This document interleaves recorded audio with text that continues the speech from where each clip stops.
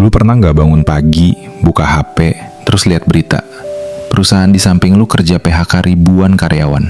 Dan yang bikin ngeri bukan beritanya, tapi pikiran di kepala lu sendiri. Kalau besok giliran gue gimana? Kita hidup di zaman yang aneh, bro. Gelar ada, pengalaman ada, kerja keras tiap hari. Tapi satu email dari HR bisa ngubah arah hidup dalam 5 menit. Ironisnya, banyak orang masih percaya kalau kerja tetap itu aman. Padahal faktanya, yang tetap itu cuma cicilan dan kebutuhan hidup yang makin naik. PHK massal itu bukan isu jauh di luar sana. Itu nyata. Dan yang lebih nyata lagi, sebagian besar orang nggak siap. Gue mau ajak lo lihat sesuatu yang jarang dibahas secara jujur. Masalahnya bukan cuma soal kehilangan pekerjaan. Masalah utamanya adalah kita nggak pernah diajarin gimana caranya membangun mesin uang sendiri sebelum keadaan maksa kita. Di video ini, gue nggak cuma mau ngomongin ketakutan. Gue mau bongkar cara berpikir soal uang yang bikin orang rentan saat krisis. Kita akan bahas gimana membangun mesin uang dari nol, bahkan kalau sekarang lu masih kerja kantoran atau baru mulai bisnis kecil-kecilan.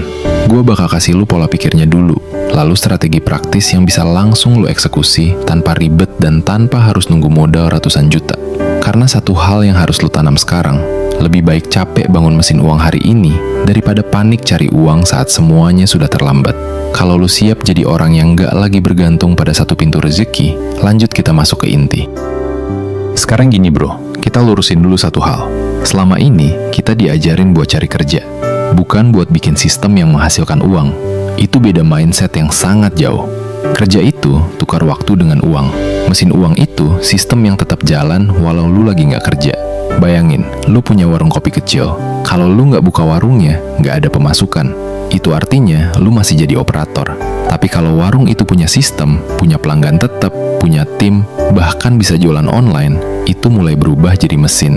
Jadi, langkah pertama sebelum ngomongin teknis adalah ini.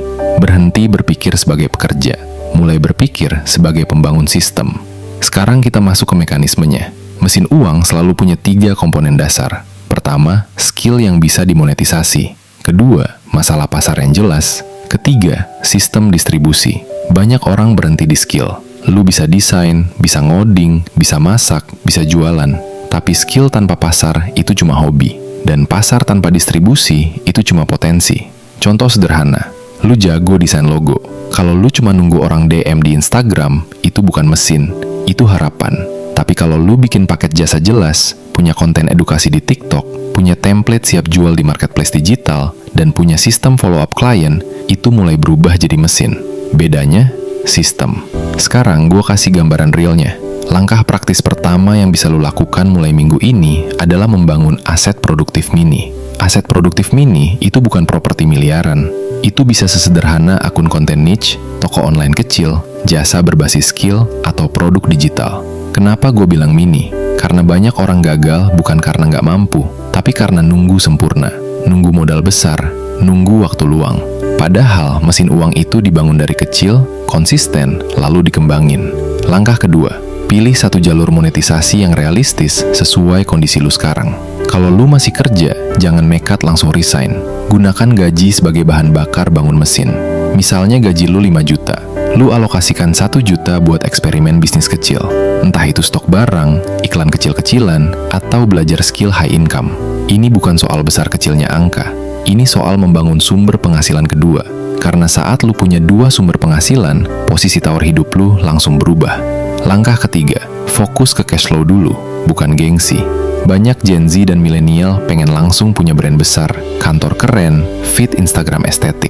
Padahal mesin uang itu lahir dari arus kas yang sehat, bukan pencitraan. Lu jualan produk simple yang dibutuhkan orang, jalanin dulu. Lu buka jasa kecil-kecilan, gas dulu. Yang penting ada uang masuk konsisten. Analogi gampangnya begini, kalau hidup lu itu perahu, gaji adalah satu dayung. Selama ini lu cuma pakai satu sisi, capek, dan kalau dayung itu patah, lu hanyut. Mesin uang adalah dayung kedua, bahkan bisa jadi mesin motor di belakang perahu lu. Dan satu hal yang harus lu paham, membangun mesin uang itu bukan tentang cepat kaya, itu tentang mengurangi risiko hidup. Karena realitanya, perusahaan bisa ganti karyawan, tapi lu nggak bisa ganti hidup lu. Di bagian selanjutnya, gue bakal bongkar lebih dalam lagi. Kita akan bahas angka realnya, jebakan mindset yang bikin orang tetap miskin sistem, dan gimana cara bikin mesin uang ini benar-benar kuat, bukan cuma euforia awal doang. Sekarang pertanyaannya, lu mau tetap jadi orang yang nunggu keputusan HR atau mulai jadi orang yang punya kontrol atas arus uangnya sendiri? Sekarang kita masuk lebih dalam, bro. Banyak orang bilang, yang penting punya dana darurat 6 bulan gaji, aman. Gua nggak bilang itu salah, tapi gua mau tantang asumsi itu.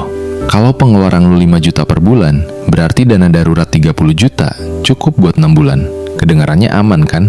Sekarang bayangin skenario real, lu kena PHK. Bulan pertama masih tenang, bulan kedua mulai kirim CV, bulan ketiga belum dapat kerja, bulan keempat mental mulai drop, bulan kelima tabungan tinggal separuh. Masalahnya bukan cuma uangnya habis, masalahnya tekanan psikologisnya. Dana darurat itu tameng, tapi mesin uang itu senjata. Data dari berbagai laporan ketenagakerjaan beberapa tahun terakhir nunjukin tren yang sama. Gelombang PHK meningkat saat ekonomi melambat, terutama di sektor teknologi, startup, manufaktur, dan retail. Ribuan sampai puluhan ribu orang bisa terdampak dalam satu kuartal. Artinya apa? Risiko itu sistemik, bukan personal. Jadi strategi lu nggak bisa cuma hemat dan nabung. Lu harus naik level jadi punya arus kas alternatif. Sekarang kita pakai contoh matematika sederhana. Misalnya gaji lu 6 juta per bulan. Lu bangun bisnis kecil jualan produk digital. Awalnya cuma laku 10 produk per bulan dengan margin bersih 50.000. Itu cuma 500.000, kelihatan kecil. Tapi itu 8% dari gaji lu. Sekarang bayangin lu konsisten 1 tahun. Lu optimasi konten, naikin harga, perbaiki kualitas. Penjualan naik jadi 50 produk per bulan. Margin tetap 50.000. Itu 2,5 juta per bulan. Tanpa lu sadar, lu sudah punya hampir setengah gaji tambahan. Dan kalau suatu hari gaji lu hilang, lu nggak mulai dari nol. Lu mulai dari 2,5 juta yang sudah hidup. Ini yang jarang orang hitung. Kebanyakan orang fokus ke penghasilan aktif 100%. Padahal yang bikin orang tahan banting adalah persentase income alternatifnya. Target realistis buat pemula bukan langsung 100%. Target pertama adalah 20-30% dari pengeluaran bulanan lu bisa ditutup dari mesin uang. Kalau pengeluaran 5 juta, berarti target lu 1-1,5 juta dari sistem lain. Itu jauh lebih masuk akal dan bisa dicapai dalam 6-12 bulan kalau serius. Sekarang kita bedah mitosnya.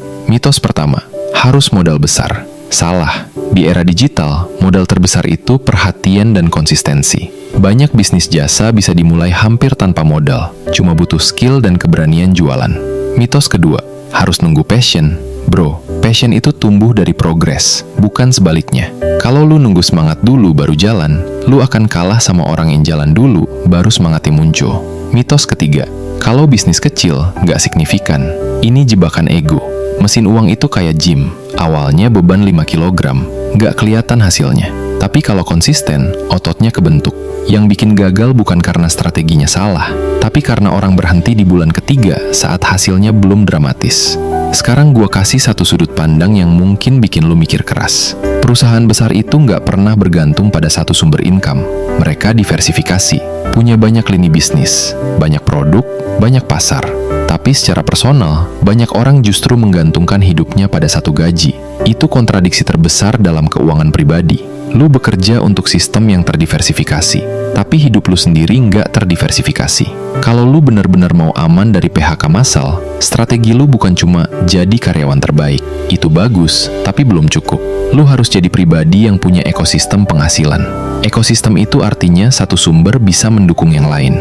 Konten bisa bawa klien, klien bisa jadi repeat order bisa jadi referral. Itu bukan lagi kerja sampingan, itu fondasi kebebasan finansial bertahap. Di bagian terakhir nanti, gue bakal turunin semua ini jadi action plan yang jelas. Harian, mingguan, dan bulanan. Biar ini bukan cuma motivasi, tapi benar-benar jadi blueprint yang bisa lu eksekusi mulai sekarang. Karena bro, krisis itu nggak pernah kirim undangan dulu sebelum datang. Oke bro, sekarang kita turunin semua teori tadi jadi langkah nyata. Bukan wacana, bukan motivasi doang, tapi sistem kerja yang bisa lu mulai bahkan minggu ini. Langkah pertama, audit hidup lu sekarang. Catat pengeluaran bulanan secara jujur. Sewa, makan, cicilan, bensin, langganan, semuanya. Angka ini adalah biaya hidup minimum lo. Kalau totalnya 5 juta, berarti target pertama mesin uang lu bukan 50 juta, tapi minimal 1,5 juta dulu supaya 30% hidup lu nggak tergantung satu sumber. Langkah kedua, pilih satu skill yang paling cepat diuangkan, bukan yang paling keren, bukan yang paling estetik, tapi yang paling cepat jadi cash flow. Lu bisa desain? Tawarkan jasa desain konten UMKM. Lu bisa ngomong, jadi affiliate dan jualin produk orang lewat konten. Lu jago ngedit? Buka jasa editing untuk kreator kecil. Fokusnya satu dulu, jangan lompat-lompat.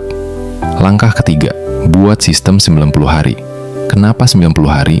Karena kebanyakan orang berhenti sebelum 3 bulan. Jadi kita paksa disiplin minimal 1 kuartal. Dalam 90 hari, target lu bukan viral. Target lu adalah konsisten produksi dan jualan. Kalau lu main di konten, berarti minimal 3-5 konten per minggu.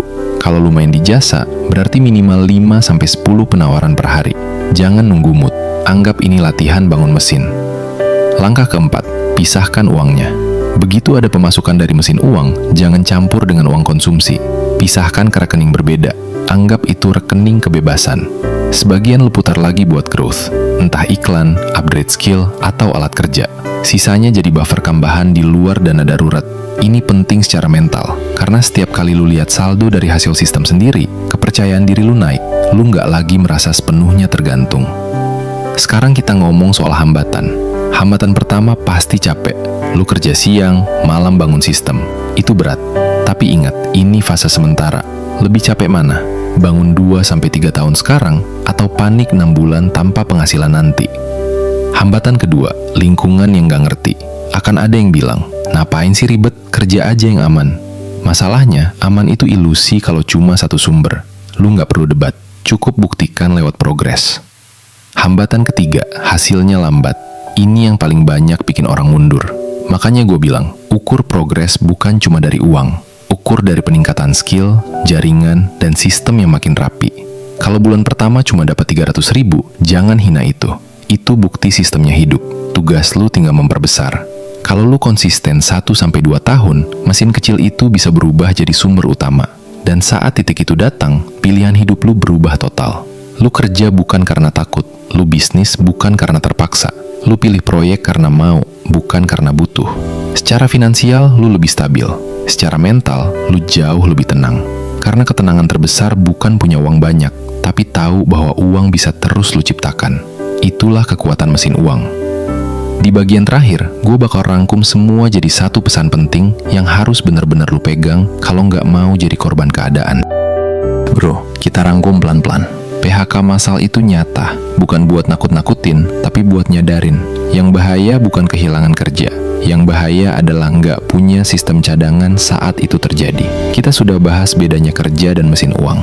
Kerja tukar waktu dengan uang. Mesin uang bangun sistem yang tetap jalan walau lu lagi nggak pegang kemudi. Kita juga sudah bongkar target realistis. Bukan langsung bebas finansial, tapi minimal 20-30% pengeluaran hidup lu bisa ditutup dari sumber lain. Itu tameng sekaligus senjata. Lu nggak perlu nunggu kaya buat mulai. Justru, lu harus mulai supaya suatu hari bisa kaya. Ingat ini baik-baik. Perusahaan bisa tutup divisi. Ekonomi bisa melambat. Tapi kemampuan lu membangun arus kas sendiri, itu aset yang nggak bisa di PHK. Sekarang gua mau lu refleksi sebentar.